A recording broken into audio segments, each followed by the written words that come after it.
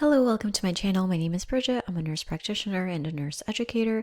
In today's video, I will be going over 5 pharmacology NCLEX questions courtesy of nursing.com. Nursing.com is an excellent resource if you are in nursing school. They have courses, cheat sheets, practice questions, study plans, sim clocks, have videos, and their courses and videos can guide you through nursing school so that you can consolidate studying and focus on what you really need to know. If you want to learn more about nursing.com, check out my affiliate link below.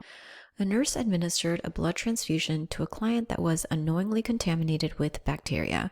Which of the following signs or symptoms would a client most likely exhibit with the reaction to bacterial contamination of a blood product? Chills and high fever. On rare occasions, a blood product may be contaminated by microorganisms.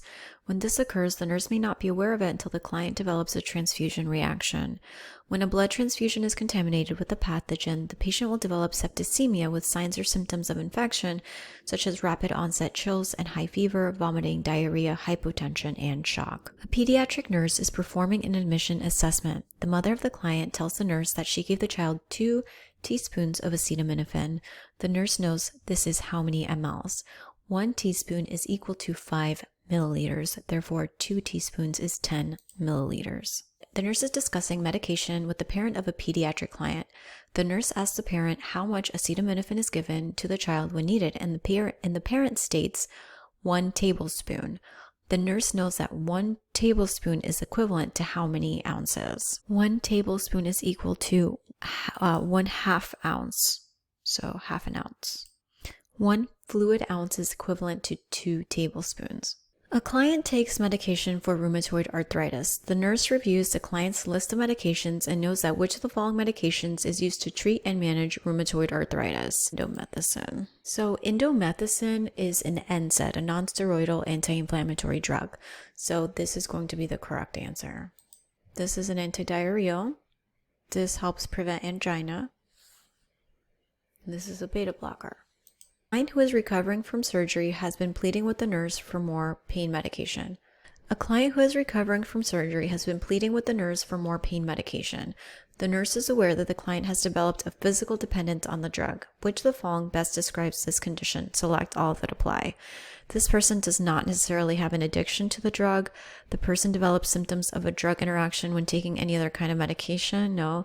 The person requires a larger dose of the drug to achieve the same effect. The person's body has adapted to the use of the drug.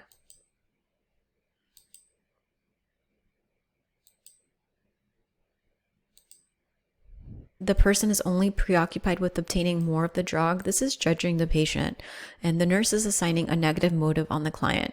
You know, I've taught many nursing students, and some go on and they're phenomenal nurses, but it makes me it breaks my heart to see nurses that have become jaded and talk negatively about patients and just talk openly about how they just don't care how the patient feels. And if you get to that point, then you shouldn't be doing bedside nursing anymore. You don't necessarily have to quit nursing, but you should be doing something where you're not around patients.